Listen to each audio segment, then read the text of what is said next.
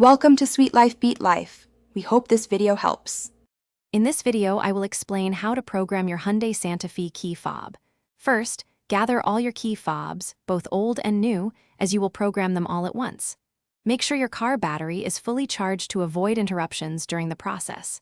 Next, find your vehicle's diagnostic port, typically located beneath the driver's side dashboard. This port is crucial for connecting the programming tool. Let's get started with the simple steps. Now, insert your key into the ignition and turn it to the on position, but do not start the engine. Within 5 seconds, press and hold the unlock button on your key fob for about 15 seconds. You should hear a chime or feel a click, indicating successful programming.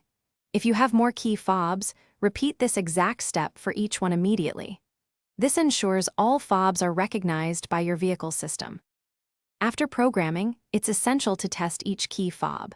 Walk a short distance from your Hyundai Santa Fe and try locking and unlocking the doors. If any fob isn't working, first check its battery. A low battery is a common issue. Then, simply repeat the programming steps for that specific fob. If problems persist, your owner's manual offers model-specific troubleshooting tips and may provide alternative methods. Remember, it's always best to program all your key fobs simultaneously to ensure they all sync correctly with your vehicle.